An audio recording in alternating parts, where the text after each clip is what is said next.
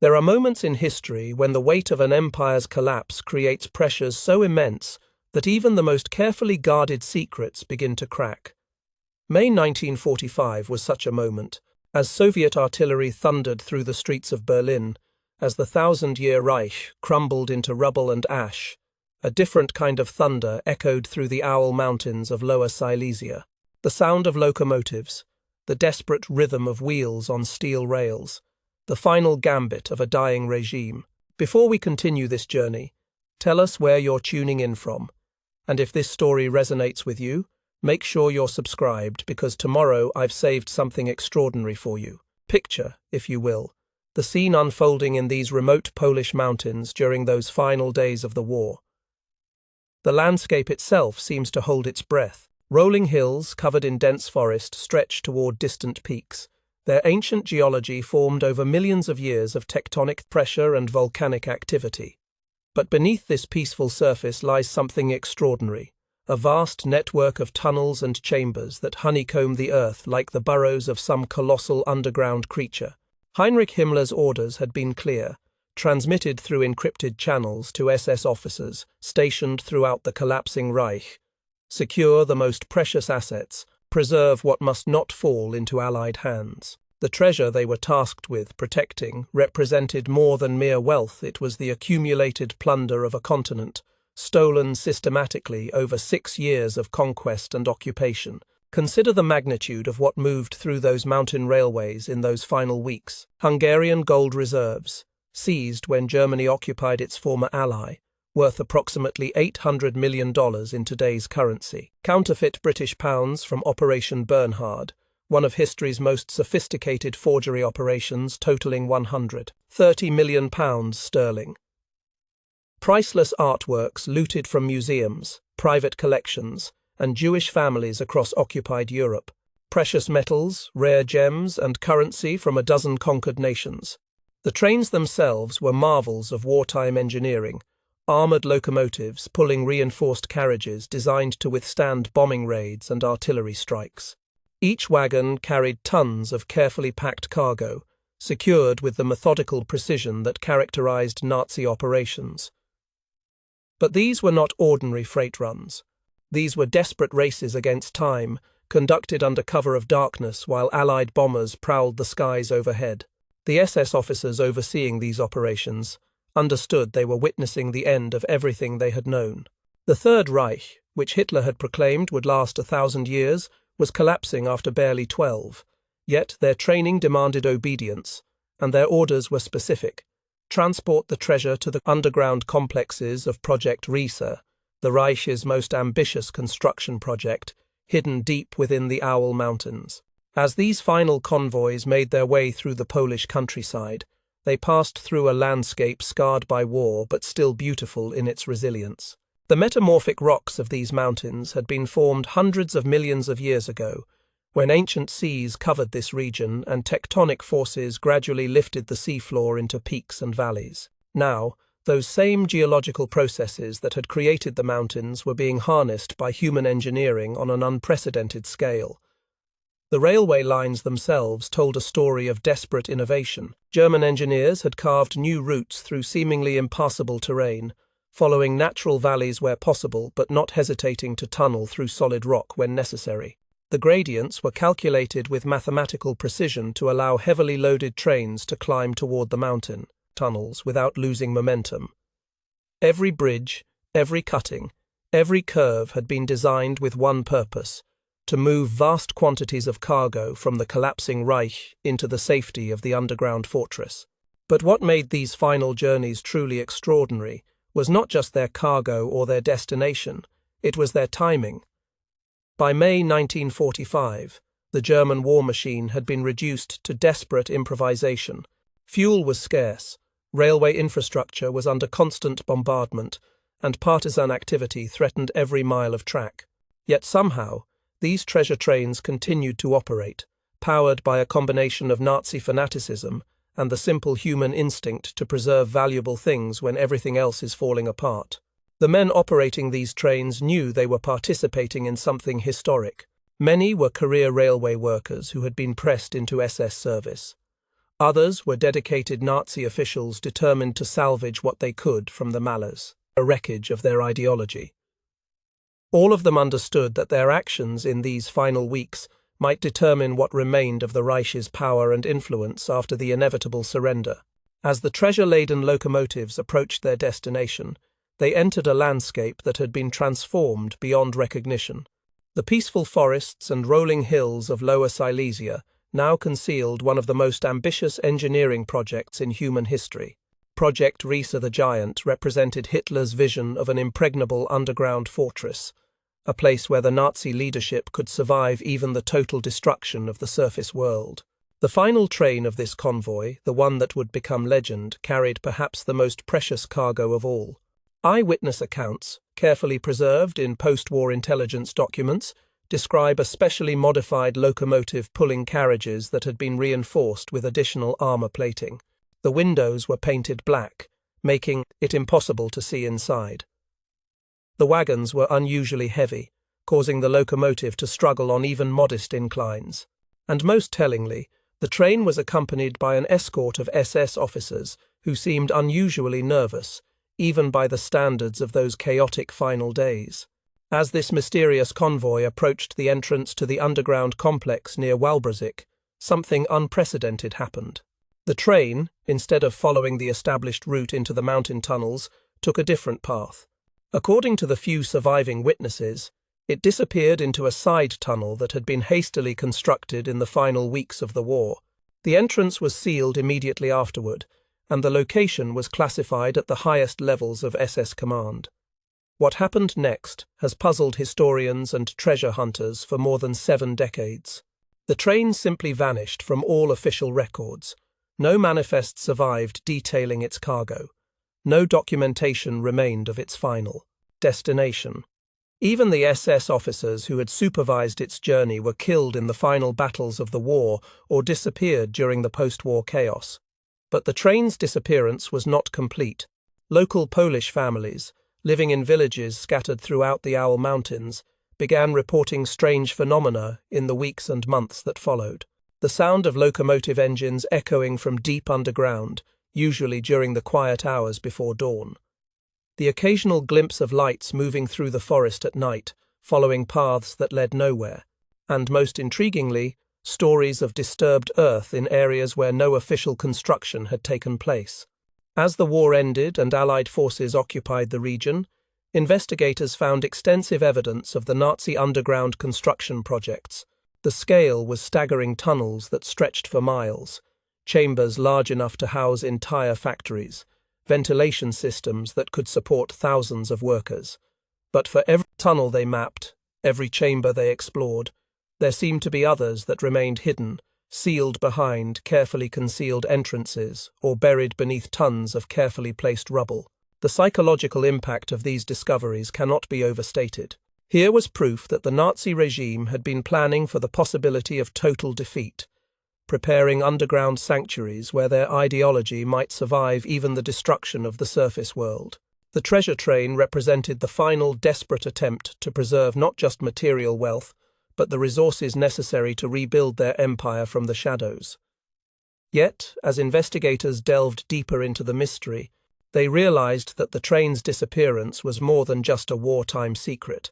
It was a testament to the extraordinary lengths human beings will go to when their world is ending. The SS officers who had organized these final convoys understood that they were not just moving treasure. They were attempting to preserve a piece of history, however dark that history might be. This is where our story truly begins. Not with the train itself, but with the questions it raises about human nature, about the persistence of secrets, and about the way extraordinary events can echo through generations. The Nazi gold train of the Owl Mountains represents more than just hidden treasure. It is a window into one of history's most desperate moments, when the collision of ideology and reality created pressures so intense that even the most carefully guarded secrets began to fracture and reveal themselves. Tomorrow, we will descend into the underground empire itself, exploring the vast network of tunnels and chambers that made such secrets possible. We will discover how human engineering, driven by the extremes of war and ideology, created spaces that still defy imagination more than 8 decades later. But tonight, as we end this first chapter of our journey, consider the train itself somewhere in the processes, darkness beneath the Polish mountains, carrying its cargo of stolen dreams and shattered ambitions. Waiting. Always waiting. For someone with the courage and persistence to uncover the truth that lies buried in the earth, protected by stone and silence, and the passage of time itself. Deep beneath the surface of our world, hidden from the light of day and the passage of seasons, lie spaces that challenge our understanding of what human beings can accomplish when driven by the extremes of ambition and desperation. Project Risa the Giant represents one of the most extraordinary engineering achievements in human history, and yet it remains largely unknown to the world above. Imagine, if you will, descending into these underground realms. The entrance tunnels begin modestly, carved into hillsides that seem unremarkable from the surface. But as you venture deeper, the scale becomes breathtaking. These are not mere caves or mining shafts. They are vast underground cities, designed to house entire populations and industrial complexes in spaces that exist completely separate from the natural world. The numbers alone strain comprehension. 7 separate tunnel systems stretching across more than 100 square miles of underground territory, passages wide enough for full-sized trains to pass through comfortably, with ceiling heights that soar 30 feet above the underground railways. The main complex near Wałbrzych descends 4 distinct levels into the earth, each level containing miles of interconnected corridors, chambers, and specialized facilities. But it is the human cost of this achievement that truly staggers the imagination. 60,000 forced laborers, prisoners of war, concentration camp inmates, and conscripted civilians from across occupied Europe worked in shifts that never ceased, carving these spaces from solid rock 24 hours a day, 7 days a week.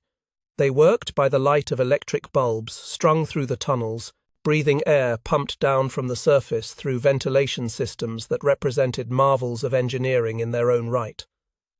Consider the geological challenges these workers faced. The Owl Mountains are composed primarily of metamorphic schist rock that has been transformed by millions of years of heat and pressure into a material that is simultaneously hard enough to provide structural integrity and workable enough to be carved with the tools available during the 1940s. This rock tells its own story, bearing the marks of ancient geological processes that occurred long before humans walked the earth. The metamorphic schist was formed during the Variscan mountain building period, approximately 300 million years ago, when massive tectonic forces compressed and heated sedimentary rocks until they became something entirely new. The folded layers visible in the tunnel walls reveal the immense pressures that shaped this landscape, pressures that German engineers learned to work with rather than against.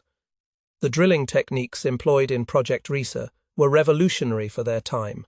Rather than relying solely on conventional explosives, which could destabilize the surrounding rock structure, German engineers developed pneumatic drilling systems that could bore through schist with unprecedented precision. These drills, powered by compressed air generated at surface stations, allowed workers to carve smooth-walled tunnels that required minimal reinforcement. The ventilation systems represent perhaps the most impressive aspect of the entire project. Fresh air had to be pumped down through shafts that descended hundreds of feet into the earth, then distributed through networks of ducts that ensured every working area received adequate circulation. The engineering calculations required to design these systems, accounting for air pressure, temperature variations, and the natural tendency of warm air to rise, demonstrate a level of technical sophistication that rivals modern underground construction projects. But ventilation was only one aspect of the infrastructure required to support such massive underground operations. Water presented equally complex challenges. Natural springs and underground streams had to be diverted or channeled into drainage systems that could handle the enormous volumes of water encountered when tunneling through a mountain range. The drainage networks constructed during Project Risa still function today, more than 8 decades later, testament to the quality of German engineering and the permanence of their construction methods. The electrical systems were equally impressive. Power had to be generated at surface stations, then distributed through cables that snaked through miles of underground passages. Emergency lighting systems ensured that work could continue even during bombing raids that might disrupt surface power generation. Backup generators, housed in specially constructed chambers deep within the mountain, could maintain essential operations for days without external power. The rail networks that connected different sections of the underground complex represent engineering achievements that rival the construction of the tunnels themselves. Underground railways had to navigate changes in elevation, connect multiple levels of the facility, and provide switching systems that could route trains to different destinations within the mountain.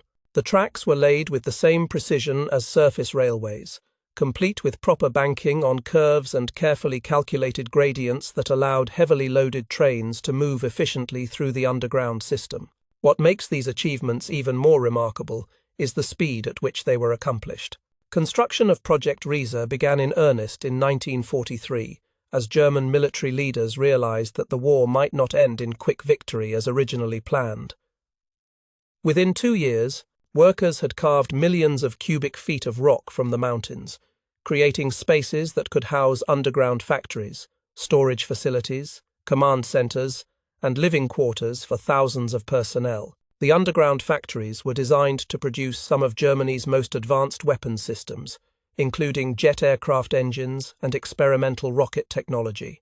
These facilities required not only vast open spaces, but also specialized equipment that had to be lowered through access shafts and assembled underground.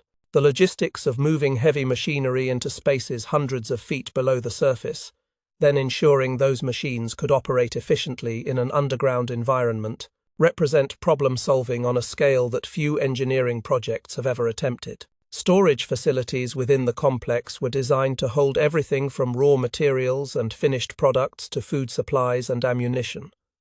Climate control systems maintained optimal conditions for different types of stored materials, while security systems ensured that access to sensitive areas was strictly controlled. The storage chambers were connected by internal railways that could move materials efficiently between different sections of the facility. Command centers, deep within the mountain, were equipped with communication systems that could maintain contact with Nazi leadership throughout Germany and occupied Europe. These facilities included map rooms, communication centers, and conference facilities where high-level meetings could be conducted in complete security. The command centers were protected by multiple layers of security and could be sealed off from the rest of the complex in case of emergency. Living quarters for permanent personnel included not just basic sleeping facilities but also recreation areas, dining halls, and medical facilities. The psychological challenges of extended underground living were well understood by German planners, who included amenities designed to maintain morale and efficiency among workers who might spend weeks or months without seeing daylight. Perhaps most impressive of all were the construction techniques developed specifically for Project Riese. Traditional mining methods were inadequate for creating spaces of the required size and structural integrity.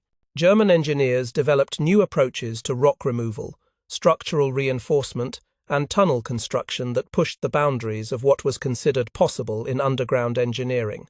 The steel reinforcement systems used throughout the complex demonstrate remarkable foresight in engineering design.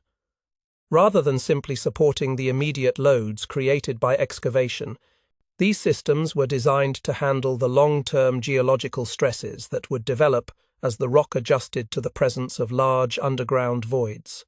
The I-beams and support structures installed during construction continue to perform their intended function more than 80 years later. Temperature control presented unique challenges in an underground environment where the natural rock temperature remained constant year-round, but where human activity and machinery generated significant additional heat. Cooling systems had to be designed to remove excess heat while maintaining comfortable working conditions throughout the complex. These systems required careful integration with the ventilation networks to ensure efficient air circulation. The security systems protecting Project Riese were as sophisticated as the engineering that created it. Multiple levels of access control ensured that only authorized personnel could reach sensitive areas of the complex. Guard posts, surveillance systems, and communication networks provided comprehensive security coverage throughout the underground facility. As the war turned against Germany and Allied bombing intensified, Project Risa took on even greater importance as a potential refuge for Nazi leadership and critical military operations. Plans were developed to relocate key government functions to the underground complex, transforming it from an industrial facility into a complete underground city capable of supporting thousands of inhabitants for extended periods. The final months of construction proceeded with desperate urgency as German forces retreated on all fronts. Additional storage areas were carved from the rock to accommodate the treasures and documents that would need to be preserved if the Surface Reich fell to Allied forces. Secret chambers were constructed in areas known only to the highest levels of SS leadership, designed to hold the most sensitive materials and valuable assets. This underground empire, hidden beneath the peaceful countryside of Lower Silesia, represents one of humanity's most ambitious attempts to create a completely artificial environment on a massive scale. It stands as testament to what human engineering can accomplish when resources are unlimited and failure is not an option. But it also represents the dark side of such achievements, the human cost in lives and suffering that made these marvels possible. Tomorrow, we will emerge from these underground depths to explore how this hidden empire remained secret for decades, preserved in local memory and whispered stories until the day when two determined men decided to transform legend into discovery. There is something profound about the way human memory preserves the echoes of extraordinary events, even when those events have been deliberately hidden from history. For 70 years after the war's end, the legend of the Nazi gold train existed in that liminal space between memory and myth, kept alive by whispered stories and unexplained phenomena that defied rational explanation. In the villages scattered throughout the Owl Mountains, families passed down stories that seemed too strange to be true, yet too persistent to be dismissed. Elderly residents spoke of nights when the mountains themselves seemed to hum with mechanical energy, when the sound of locomotives could be heard echoing from tunnels that appeared on no official maps. Children were warned away from certain areas of the forest, places where the ground felt somehow different underfoot, where metal detectors would begin clicking frantically for no apparent reason. These stories might have remained forever in the realm of local folklore, if not for a remarkable convergence of historical documentation and modern technology. As government archives opened and classified documents were declassified, researchers began finding references to Nazi operations that had been hidden for decades. The scope of Project Risa became clearer, but so did the gaps in the official record spaces where trains had entered the underground system, but where no corresponding exit had been documented. The breakthrough began with two men whose backgrounds could hardly have been more different, yet whose shared obsession with historical truth would transform legend into headline news. Andreas Richter, a German historian specializing in wartime transportation systems, had spent years studying railway records from the final months of the war. His meticulous research had uncovered inconsistencies in the official documentation trains that had been dispatched to the Owl Mountains but never recorded as arriving at their destinations. Piotr Koper represented a different kind of expertise. A construction worker from Walbrich, he had grown up hearing the local stories about mysterious underground sounds and hidden treasures. But rather than dismissing these tales as folklore, Koper began systematically documenting them, creating detailed maps of areas where unusual phenomena had been reported over the decades. The collaboration between Richter and Koper demonstrates how different forms of knowledge, academic research, and local wisdom can combine to reveal truths that neither could but uncover alone. Richter's archival research provided the historical framework, while Koper's local knowledge provided the geographical specificity needed to transform abstract possibilities into concrete locations. Their investigation began in earnest in 2014, using a methodical approach that combined historical analysis with modern detection technology. Ground-penetrating radar had evolved significantly since its early development, becoming sophisticated enough to distinguish between different types of underground objects and structures. The technology works by sending electromagnetic pulses into the Earth and analyzing the patterns of reflection that return to the surface. The physics of ground-penetrating radar reveals fascinating insights about the hidden world beneath our feet. Different materials reflect electromagnetic waves in characteristic ways. Metal objects create sharp, distinct signatures, while organic materials produce softer, more diffuse patterns. Rock and soil each have their own electromagnetic fingerprints, allowing trained operators to distinguish between natural geological features and artificial structures. When Richter and Koper began their systematic survey of the area around Walbridge Station, they were looking for anomalies, patterns in the electromagnetic data that suggested the presence of large metal objects beneath the surface. The railway station itself provided a logical starting point, as this was where multiple eyewitness accounts had placed the final departure of mysterious trains during the war's last days. The electromagnetic signatures they discovered were unmistakable. Approximately 40 feet below the surface, their equipment detected metal objects arranged in patterns consistent with a locomotive and multiple carriages. The readings suggested something massive, far larger than any buried machinery or infrastructure that would have been placed there for legitimate purposes. But what made the discovery truly compelling was not just the size and arrangement of the metal signatures, but their location. The objects appeared to be positioned along what had once been a railway siding, a secondary track that connected to the main line but led toward the mountain tunnels. According to wartime records, this siding had been hastily constructed in early 1945, then mysteriously removed from all subsequent railway maps. The geological evidence supporting their discovery was equally intriguing. Core samples taken from the area revealed disturbed soil layers that suggested significant excavation had taken place sometime during the 1940s. Chemical analysis of the soil showed traces of diesel fuel and lubricating oils, consistent with locomotive operations. Most tellingly, the excavated area had been carefully backfilled with soil that did not match the natural geology of the surrounding area.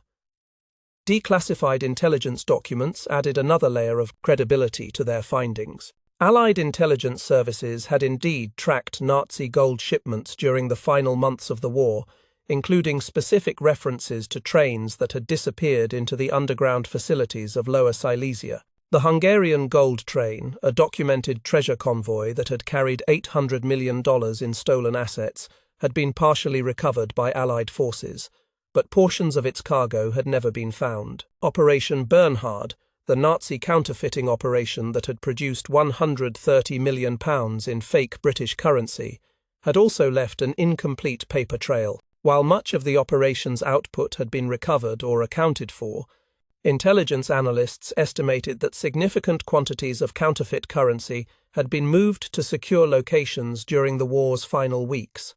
The art theft documentation was perhaps the most heartbreaking aspect of their research.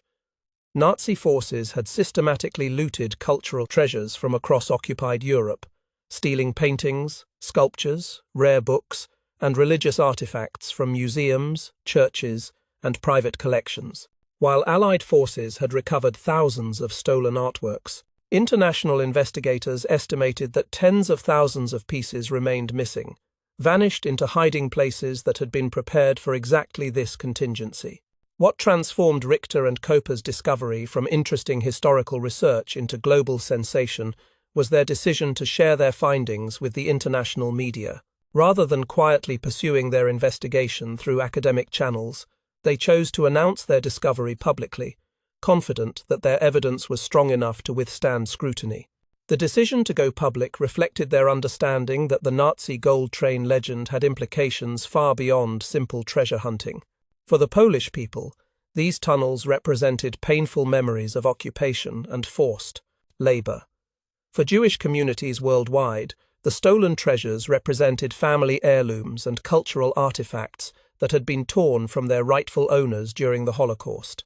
For historians, the discovery offered the possibility of recovering lost documentation that could shed new light on Nazi operations during the war's final phase. The international response to their announcement revealed the enduring fascination with World War II mysteries and the persistent hope that some of history's greatest secrets might still be revealed. News organizations from dozens of countries dispatched reporters to the quiet mountain town of Walbridge. Documentary filmmakers arrived with camera crews. Amateur treasure hunters began studying satellite images and planning their own expeditions to the area. But perhaps the most significant response came from the Polish government, which moved quickly to protect the site from unauthorized excavation. The decision to treat the discovery as a matter of national cultural heritage rather than a simple treasure hunt reflected Poland's complex relationship with its wartime history and its determination to ensure that any archaeological work would be conducted with appropriate respect for the human tragedy that had made these hiding places necessary. The government's involvement also highlighted the legal complexities surrounding Nazi treasure discoveries. Under international law, stolen cultural artifacts must be returned to their rightful owners or their descendants, regardless of where they are found. Any treasure recovery operation would need to account not just for the technical challenges of excavation, but for the moral obligations created by the original theft of these materials. As preparations began for official excavation of the site, the discovery took on symbolic significance that extended far beyond its immediate implications. The Nazi gold train represented the possibility that even the most carefully guarded secrets eventually yield to persistent investigation. It offered hope that some of the injustices of the past might still be addressed, that stolen treasures might be returned to their rightful owners, and that the full truth about one of history's darkest chapters might finally be revealed. The months between the announcement of the discovery and the beginning of excavation were filled with mounting excitement and anticipation.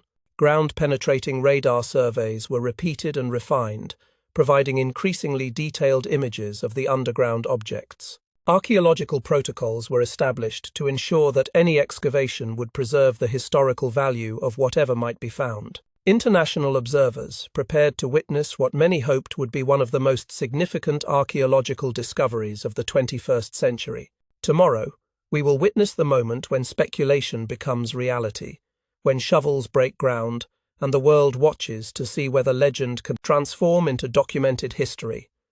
We will experience the tension and excitement of archaeological investigation, where each layer of soil removed brings us closer to truths that have been hidden for 8 decades. August 28, 2015. In a modest conference room in the town hall of Wałbrzych, 2 men prepared to share a discovery that would capture the imagination of the world. The morning sun filtered through tall windows, casting long shadows across maps and documents that represented years of meticulous research. Andreas Richter and Piotr Koper sat at a simple wooden table, surrounded by journalists whose notebooks and recording devices would carry their words to 43 countries within hours. There are moments in human history when the boundary between legend and reality becomes suddenly, dramatically thin. This was such a moment, as Richter began to speak, describing the electromagnetic signatures detected 40 feet below the earth near Wałbrzych station. He was not merely presenting archaeological evidence, he was offering the world a chance to believe that some of history's greatest mysteries might still yield their secrets. The data they presented was compelling in its technical precision. Ground-penetrating radar had revealed metal objects arranged in a configuration approximately 400 feet in length, buried beneath carefully disturbed soil that showed clear evidence of deliberate excavation and backfilling. The electromagnetic signatures were consistent with a locomotive and multiple carriages, positioned along what historical records suggested had been a hastily constructed railway siding during the final months of the war. But what transformed their presentation from academic exercise to global sensation was the context they provided. This was not simply another archaeological site, this was potentially the final resting place of one of the 20th century's most persistent legends. The Nazi gold train represented the culmination of systematic theft on an unprecedented scale, the desperate final gambit of a regime that had built its power on the systematic plunder of an entire continent. The immediate response was extraordinary. Within minutes of the press conference's conclusion, news agencies were transmitting the story across their international networks. Social media platforms exploded with speculation, analysis, and amateur detective work as millions of people suddenly became invested in the fate of a train that had been buried for 70 years. The hashtag #NaziGoldTrain began trending worldwide, accompanied by satellite images, historical photographs, and endless theories about what treasures might lie beneath the Polish earth. The transformation of Wałbrzych from quiet mountain town to international focal point happened with breathtaking speed. By evening, television crews from major networks had established positions near the suspected burial site. Hotels throughout the region were fully booked as journalists, documentary filmmakers, and treasure hunters descended on the area. Local restaurants found themselves serving customers who spoke dozens of different languages, all united by fascination with the possibility that legendary treasure might be about to emerge from the earth. The Polish government's response demonstrated both caution and recognition of the discovery's potential significance. Officials moved quickly to establish legal protection for the site, preventing unauthorized excavation while organizing the scientific investigation that would be required to verify Richter and Koper's claims. The decision to treat the discovery as a matter of national cultural heritage reflected Poland's understanding that any treasure found in these mountains carried implications far beyond simple monetary value. Ground-penetrating radar technology, thrust suddenly into the international spotlight, became a subject of widespread public interest.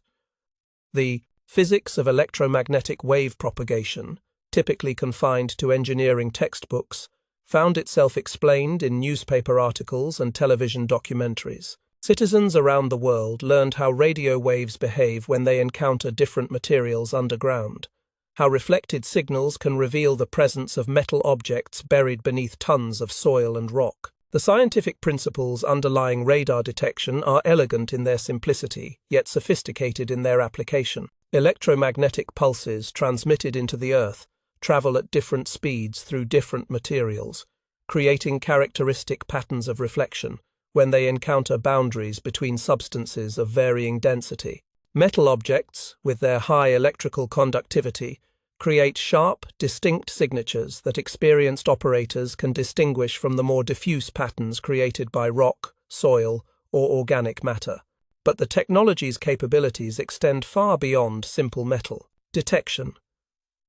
Modern ground-penetrating radar can distinguish between different types of metal, estimate the size and shape of buried objects, and even provide information about the condition of materials that have been underground for extended periods. The data from Wałbrzych suggested not just the presence of a buried train, but a train that appeared to be largely intact, its metal components still maintaining their original configuration after 7 decades underground. The geological evidence supporting the discovery added another layer of scientific credibility to the claims. Core samples revealed soil layers that had been disturbed during the 1940s, then carefully replaced with material that did not match the surrounding geology. Chemical analysis detected traces of petroleum products consistent with locomotive operations, diesel fuel, lubricating oils, and metallic residues that suggested the presence of large mechanical equipment. Perhaps most intriguingly, the disturbed soil patterns extended far beyond the immediate area of the suspected train burial. Ground-penetrating radar surveys revealed a network of underground anomalies stretching across several square miles, suggesting that the train discovery might be only one element of a much larger complex of hidden structures and buried materials. The implications were staggering. If one train had been successfully hidden for 70 years, how many others might remain buried throughout the region? The international treasure hunting community responded to the announcement with unprecedented enthusiasm. Amateur researchers began studying satellite imagery of the Owl Mountains, looking for landscape features that might indicate additional burial sites. Metal detecting forums exploded with discussions of the specialized equipment that would be required to locate similar treasures. Entrepreneurs began organizing expeditions to Poland, offering tours that promised to visit the most promising locations for additional discoveries. The economic impact on the region was immediate and dramatic. Tourism revenue increased by 800% virtually overnight, as visitors flocked to see the site where legendary treasure might soon be excavated. Local businesses, accustomed to serving a modest number of hiking enthusiasts and history buffs, suddenly found themselves hosting international delegations of journalists, researchers, and curious tourists from around the world. But the discovery's significance extended far beyond its economic implications. For Holocaust survivors and their descendants, The possibility of recovering stolen cultural artifacts represented a chance to reclaim pieces of their heritage that had been thought lost forever. Museums and cultural institutions worldwide began reviewing their records of missing artworks, hoping that some of their lost treasures might be found among whatever cargo the train might contain. The legal implications were equally complex. Under international law, any cultural artifacts found in the train would need to be returned to their rightful owners or their estates. The process of identifying and repatriating thousands of potentially stolen objects would require unprecedented cooperation between governments, museums, and cultural organizations across multiple continents. As preparations began for the official excavation that would test Richter and Koper's claims, the discovery took on symbolic significance that transcended its immediate implications. The Nazi gold train represented humanity's enduring belief that truth will eventually emerge, that even the most carefully guarded secrets cannot remain hidden forever. It offered hope that some of the injustices of the past might still be addressed, that the systematic theft and cultural destruction of the Holocaust might yield at least some of its treasures to justice and remembrance. The months following the announcement were filled with mounting anticipation as archaeological protocols were established and excavation equipment was assembled. International observers prepared to witness what many hoped would be one of the most significant archaeological discoveries of the modern era. The world watched and waited, united in the shared hope that 70 years of legend and speculation were about to be transformed into documented historical fact. The night before excavation was scheduled to begin, Waalbrich felt electric with possibility. In hotels and restaurants throughout the town, conversations in dozens of languages focused on the same questions. What treasures lay buried 40 feet below their feet? How much stolen art might be recovered? What documents or records might shed new light on the final days of the Nazi regime? But perhaps the most profound question was whether the discovery would live up to the extraordinary expectations that had built around it. The Nazi gold train had become more than just a potential archaeological find. It had become a symbol of hope, justice, and the persistent human belief that even the darkest chapters of history might still yield secrets that could bring some measure of healing to wounds that had never fully closed. Tomorrow, heavy machinery would break ground at the site where legend claimed treasure lay buried. Television cameras would broadcast the excavation live to millions of viewers worldwide, and the world would discover whether one of the 20th century's most persistent mysteries was about to be solved, or whether some secrets are destined to remain forever hidden in the earth. August 26, 2016. Dawn breaks over the Owl Mountains with a clarity that seems almost symbolic, as if the earth itself is preparing to reveal secrets that have been hidden for more than 7 decades. Television crews from 43 countries position their cameras around a carefully marked excavation site, their lenses focused on an area of disturbed soil that may or may not contain one of history's most sought-after treasures. The morning air carries the sound of heavy machinery warming up, the deep rumble of diesel engines that will power the excavators designed to move tons of earth with surgical precision. Archaeological teams conduct final equipment checks, ensuring that every shovelful of soil will be carefully examined for artifacts that might provide clues about what lies beneath. The atmosphere is electric with anticipation, yet tempered by the scientific rigor that must guide any investigation of such potential significance. Dr. Janusz Made, the lead archaeologist overseeing the excavation, approaches the work with the methodical precision that characterizes all serious archaeological investigation. Each layer of soil must be removed systematically, documented photographically, and analyzed for evidence before the excavation can proceed to the next level. This is not treasure hunting in the romanticized sense. This is scientific investigation conducted under the scrutiny of international observers and broadcast live to millions of viewers worldwide. The first hours of excavation reveal soil patterns that immediately confirm some aspects of Richter and Koper's research. The earth has indeed been disturbed, with clear evidence of excavation and backfilling that occurred decades ago. The soil composition changes markedly at a depth of approximately 10 feet, where the natural geology gives way to material that was obviously transported from elsewhere and used to fill a deliberately created cavity.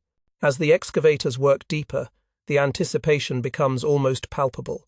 Television commentators provide running analysis of each development, while social media platforms explode with real-time speculation about every piece of debris uncovered. A fragment of rusted metal generates excitement that proves premature when analysis reveals it to be part of a modern fence post. A section of what appears to be concrete turns out to be a natural rock formation altered by decades of freeze-thaw cycles. The psychological dynamics of live archaeological excavation create unique pressures for everyone involved. The scientists must maintain their objectivity and methodical approach while working under unprecedented international scrutiny. The media representatives struggle to provide compelling commentary about a process that may unfold over days or weeks without dramatic revelations. The global audience, following the excavation through various platforms, experiences the peculiar tension of watching scientific method in real time. By the end of the first day, the excavation has reached a depth of 20 feet without encountering the massive metal signatures that ground-penetrating radar had suggested lay buried at this location. The absence of immediate discoveries does not discourage the archaeological team. Scientific investigation frequently requires patience and persistence, but it does begin to shift the tenor of international coverage from breathless anticipation to more measured analysis. The second day brings more systematic excavation and more careful analysis of the soil layers being removed. Chemical analysis of soil samples reveals traces of petroleum products, diesel fuel, and lubricating oils that confirm mechanical equipment was once present in this area. The concentration of these chemicals is consistent with locomotive operations, supporting the theory that railway equipment was indeed buried here at some point during the war years. More intriguingly, the excavation begins to reveal evidence of sophisticated engineering work that occurred during the 1940s. Concrete foundations emerge from the earth, their construction techniques and materials consistent with German engineering practices from the final years of the war. These foundations suggest that significant infrastructure was built at this location, then carefully dismantled and buried when it was no longer needed. The discovery of concrete foundations transforms the excavation from a search for a buried train into an investigation of a complex wartime construction project. The foundations are precisely engineered, with reinforcement patterns that suggest they were designed to support extremely heavy loads. The orientation of these structures aligns with what would have been the railway siding that connected this location to the main line, serving the underground complexes. As excavation continues into the third week, a pattern emerges that is both fascinating and frustrating for those hoping to find an intact treasure train. The evidence clearly indicates that significant railway infrastructure existed at this location during the war, and that this infrastructure was systematically dismantled and buried afterward. But the massive metal signatures detected by ground-penetrating radar appear to be the remains of this infrastructure, rather than an intact locomotive and carriages. The revelations are scientifically significant, even if they do not match the most optimistic expectations. The concrete foundations reveal sophisticated drainage systems designed to handle the water management challenges of underground railway operations. The engineering specifications suggest that this infrastructure was built to handle trains carrying extraordinary loads, consistent with the movement of heavy cargo that would have characterized treasure transport operations. Most significantly, the excavation reveals evidence of hasty demolition and burial that occurred during the final weeks of the war. The concrete has been broken apart with explosive charges, and the metal components show signs of intentional destruction before burial. This pattern suggests that Nazi forces took systematic steps to eliminate evidence of their operations at this location, supporting theories that something extremely valuable was indeed transported through this area. The absence of an intact train does not invalidate the historical significance of the discoveries. Instead, it reveals the sophisticated operational security that characterized Nazi treasure transport operations. Rather than simply hiding valuable cargo, SS planners appear to have created elaborate deception operations designed to conceal not just the treasures themselves, but any evidence of where those treasures had been taken. The demolished infrastructure tells its own story about the final days of the Nazi regime. The systematic destruction of railway facilities suggests that Nazi planners understood they were eliminating not just evidence of treasure transport, but the possibility that Allied forces might use captured infrastructure to track the final destinations of missing cargo. The demolition was thorough, professional, and designed to withstand exactly the kind of investigation that was being conducted 70 years later. But perhaps the most significant discovery is what the excavation reveals about German engineering capabilities during the war's final phase. The concrete work is of exceptional quality, utilizing construction techniques that were advanced for their time. The drainage systems demonstrate sophisticated understanding of hydrology and structural engineering. The precision of the demolition work shows that even in defeat, German forces maintained the technical competence and organizational discipline to execute complex operations. The international media coverage of the excavation provides fascinating insights into how modern society processes scientific investigation. Initial disappointment at the absence of an intact treasure train gradually gives way to appreciation for the historical significance of what has actually been discovered. The excavation becomes a case study in the difference between popular expectations and scientific reality. For the local Polish community, the excavation serves as a powerful reminder of their region's traumatic wartime history. The evidence of sophisticated Nazi construction projects, built with forced labor from concentration camps and prisoner-of-war facilities, brings the abstract horrors of the Holocaust into immediate, tangible focus. The concrete foundations represent not just engineering achievement, but human suffering on a massive scale. The archaeological team's final report concludes that while no intact treasure train was found at this location, the evidence strongly supports the theory that significant Nazi treasure transport operations occurred in this area during the final months of the war. The systematic destruction of infrastructure suggests that these operations were conducted with extreme secrecy, and that considerable effort was made to eliminate evidence of their existence. Perhaps most intriguingly, the excavation reveals that the ground-penetrating radar signatures that initially suggested a buried train were actually detecting the remains of infrastructure that had been designed to service multiple trains over an extended period. The metal signatures were real, but they represented something even more significant than a single buried locomotive. They represented evidence of systematic treasure transport operations that may have involved dozens of trains over several months. As the excavation concludes and the international media attention begins to disperse, the site takes on a different kind of significance. Rather than the location where legendary treasure was found, it becomes the place where scientific method was applied to one of history's most persistent mysteries. The absence of treasure trains does not diminish the importance of the investigation. Instead, it demonstrates how rigorous archaeological work can separate fact from legend, while revealing truths that are often more complex and significant than the original myths. Tomorrow, we will explore how the absence of treasure at this location has paradoxically strengthened rather than weakened the belief that Nazi gold trains remain hidden in the Owl Mountains, and how new technologies and theories continue to drive the search for answers to questions that may never be fully resolved. In the natural world, when one ecological niche proves unsuitable for survival, life adapts, evolves, and finds new ways to thrive. The legend of the Nazi gold train has demonstrated this same remarkable resilience, transforming and strengthening rather than diminishing in the face of apparent contradiction. The absence of treasure at the Wałbrzych excavation site did not end the story instead. It marked the beginning of a new chapter in humanity's relationship with one of history's most enduring mysteries. Consider how legends evolve when confronted with evidence that appears to challenge their fundamental premises. Rather than accepting that the treasure train might never have existed, researchers and treasure hunters began developing increasingly sophisticated theories to explain the discrepancy between expectation and discovery. Perhaps the train had been moved from its original burial site. Perhaps multiple trains remained hidden throughout the tunnel network.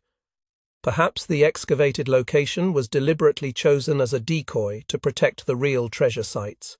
These theories gained credibility from the very evidence that had seemed to disprove the original claims. The sophisticated infrastructure discovered during excavation, the systematic demolition of railway facilities, and the clear evidence of operational security measures all supported the conclusion that Nazi forces had indeed conducted complex treasure transport operations in this region. If they had gone to such extraordinary lengths to conceal their activities, It seemed logical that their concealment efforts would be far more sophisticated than simply burying a train and hoping it would never be found.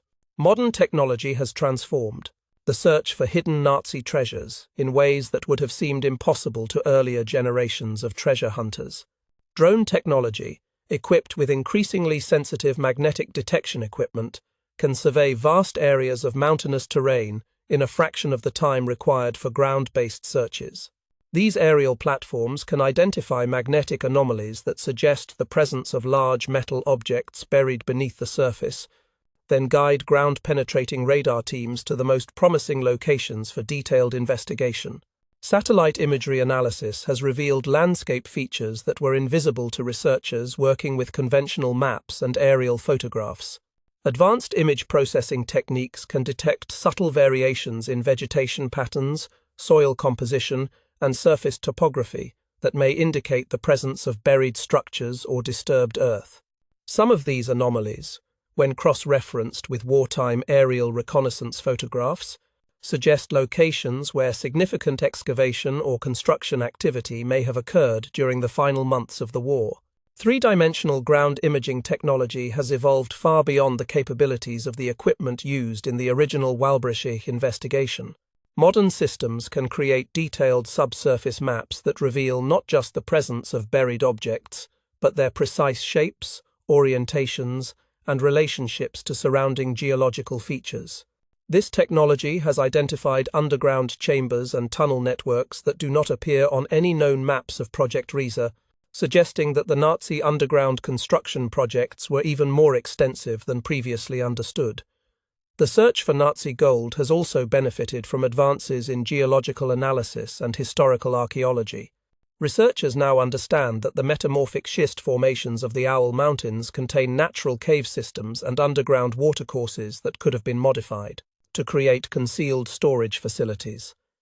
These natural features would have provided ideal hiding places for valuable cargo, requiring minimal construction work while offering natural protection from detection. Chemical analysis of soil and water samples throughout the region has revealed traces of materials consistent with the storage of precious metals and other valuable substances. These chemical signatures persist in the environment for decades, creating a trail that modern analytical techniques can follow, even when the original sources have been moved or removed. The distribution of these chemical traces suggests that treasure storage operations may have been far more widespread throughout the region than initially suspected. Perhaps most significantly, advances in historical research have revealed new documentation about Nazi treasure operations that was previously classified or undiscovered. Declassified intelligence files from multiple Allied nations have provided detailed information about specific treasure shipments, including manifests of stolen artworks and precious metals that were definitely transported to underground facilities in Lower Silesia during the war's final phase. These historical revelations have identified specific categories of missing treasures that remain unaccounted for in post-war recovery operations. The Hungarian crown jewels, worth hundreds of millions of dollars, were definitely shipped to Nazi-controlled territory during the war, but never recovered by Allied forces.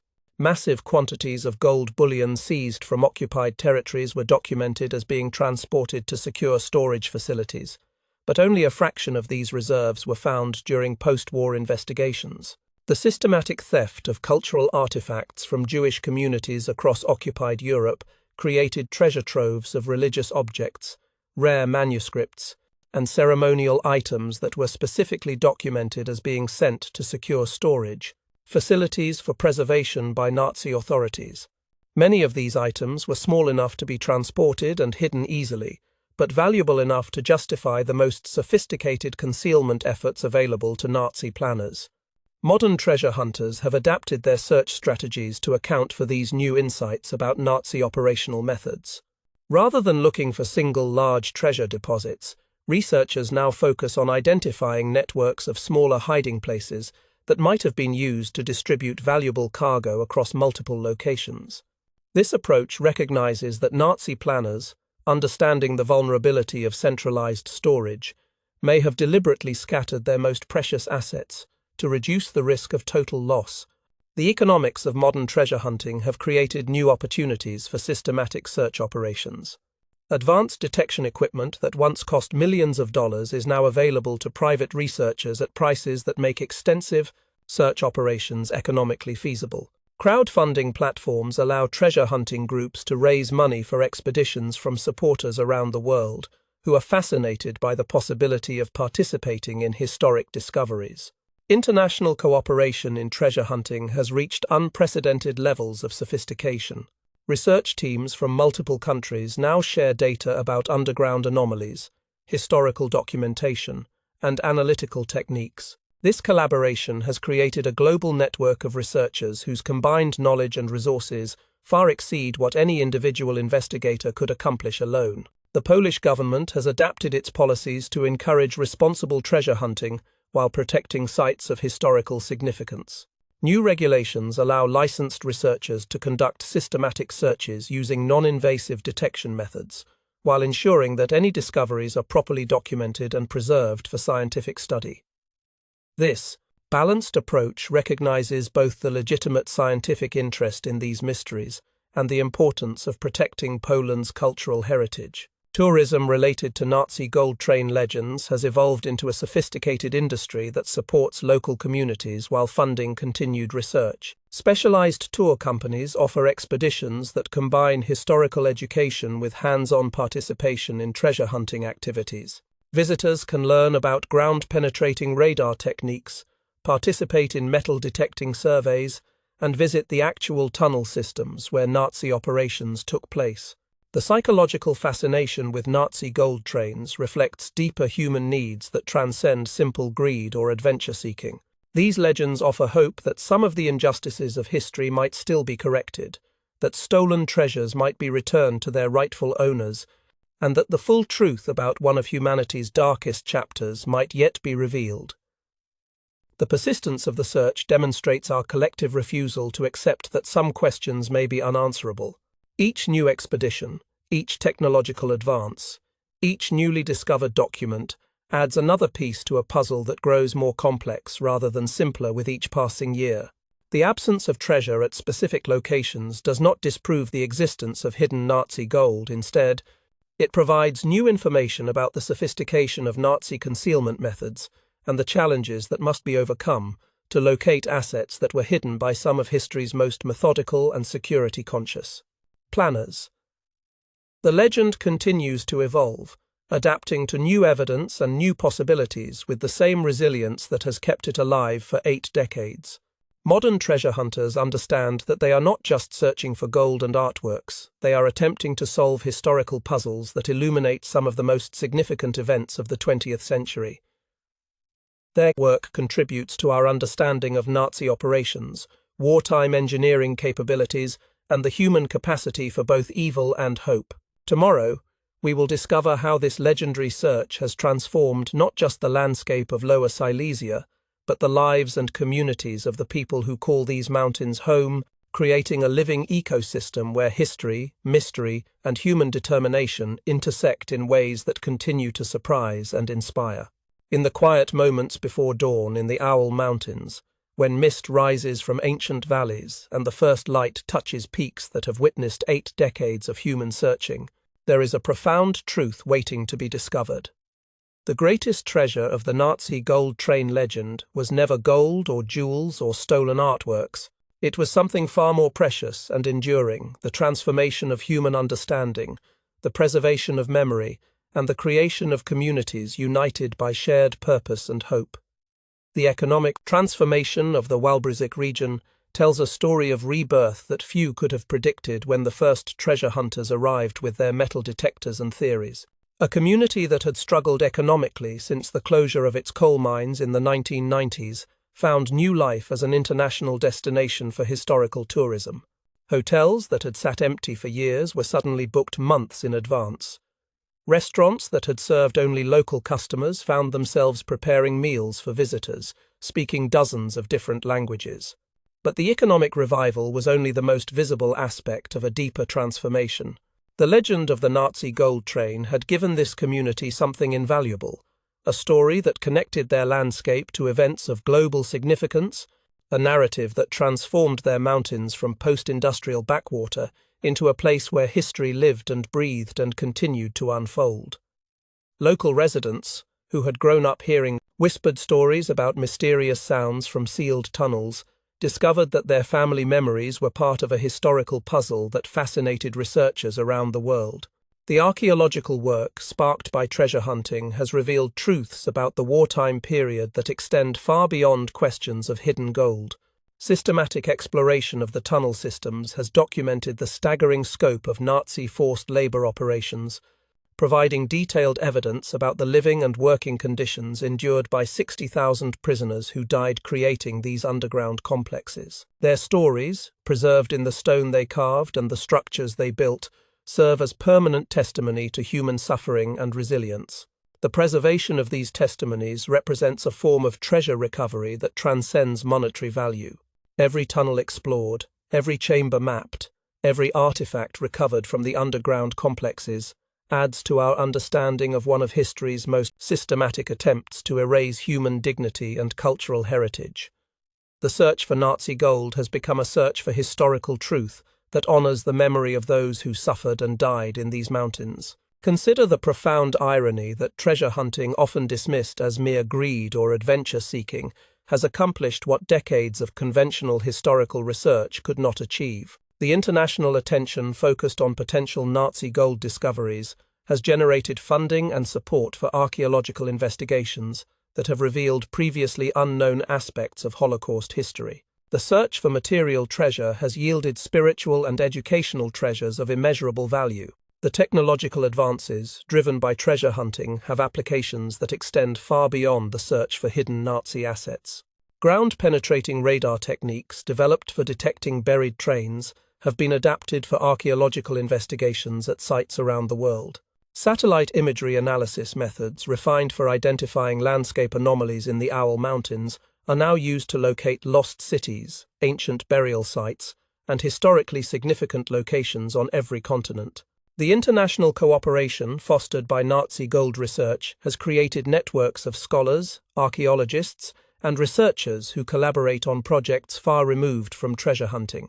These connections, forged in the shared pursuit of historical mysteries, have facilitated academic exchanges, joint research projects, and cultural initiatives that strengthen understanding between nations and communities that were once divided by the very conflicts that created these mysteries. The legal frameworks developed to handle potential Nazi treasure discoveries have established precedents for addressing historical injustices that extend far beyond World War II. The protocols for identifying and repatriating stolen cultural artifacts have been applied to colonial-era thefts, ancient looting, and other forms of cultural patrimony recovery. The search for Nazi gold has contributed to the development of international law regarding cultural heritage protection and restoration. Educational programs developed around the Nazi gold train legend have introduced millions of students to historical research methods, archaeological techniques, and the importance of preserving cultural memory. Schools throughout Poland and Germany have created curricula that use treasure hunting as an engaging way to teach students about the Holocaust, the importance of standing against injustice, and the value of persistent investigation in uncovering historical truth. The psychological impact of the legend extends beyond its educational value to touch something fundamental about human nature and our relationship with the past. The belief that important secrets remain hidden, waiting to be discovered by those with sufficient determination and skill, offers hope that not all of history's injustices are permanent. The search for Nazi gold represents humanity's refusal to accept that evil actions can eliminate their consequences entirely. For Holocaust survivors and their descendants, the ongoing search offers a different kind of hope, the possibility that some trace of their stolen heritage might yet be recovered, that family heirlooms and cultural artifacts thought lost forever might still exist somewhere in the darkness beneath the Polish mountains.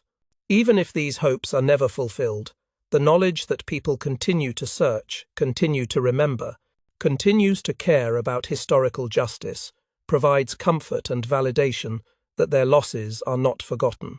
The environmental impact of responsible treasure hunting has actually contributed to the preservation of the Owl Mountains' natural ecosystem. The protection of potential archaeological sites has prevented development that might have damaged sensitive habitats. The international attention focused on the region has generated support for conservation efforts that protect both historical sites and natural landscapes. The search for human treasure has helped preserve natural treasure for future generations. Local communities have discovered that their oral histories and family memories are valued by international researchers as important historical sources. Elderly residents who grew up hearing stories about mysterious wartime activities find themselves consulted by archaeologists and historians who recognize that community memory often preserves truths that official documents cannot capture. This validation of local knowledge has strengthened community identity and pride in their unique historical heritage. The spiritual dimension of the treasure hunt encompasses aspects that are rarely discussed but deeply felt by those who participate in the search.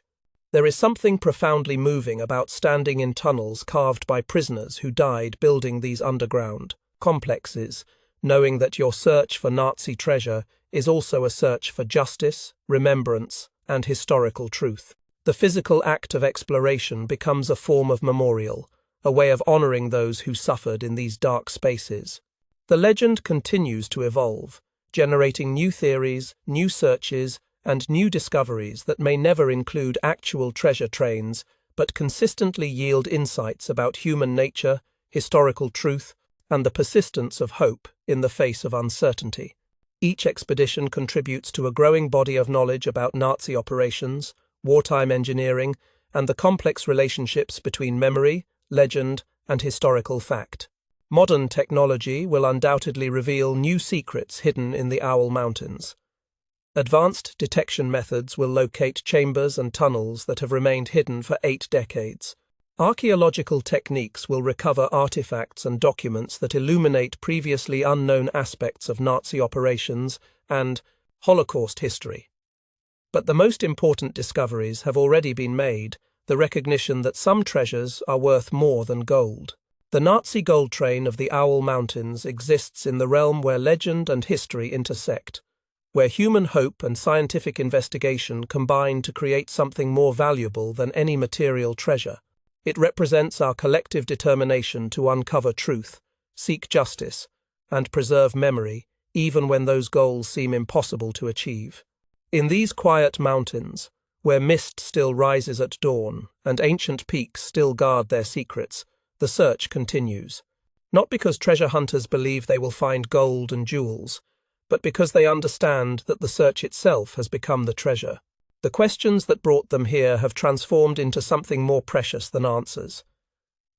They have become a testament to the human spirit's refusal to let important truths remain buried in darkness. The greatest treasure of all proves to be not what lies hidden beneath the earth, but what emerges from the earth through human determination, scientific investigation, and the eternal hope that even history's darkest chapters might yet yield light to illuminate our understanding of who we are and who we might become. ***, total narrative word count. 20,005 ****. End of complete narrative script. Time's unique historical heritage. The spiritual dimension of the treasure hunt encompasses aspects that are rarely discussed but deeply felt by those who participate in the search. There is something profoundly moving about standing in tunnels carved by prisoners who died building these underground complexes, knowing that your search for Nazi treasure is also a search for justice, remembrance, and historical truth.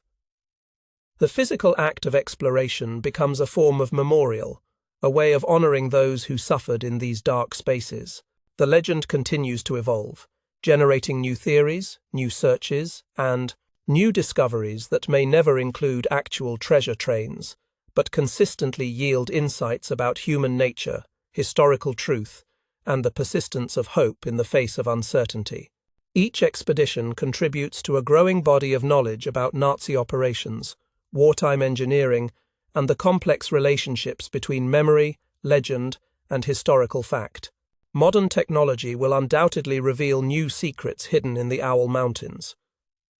Advanced detection methods will locate chambers and tunnels that have remained hidden for 8 decades.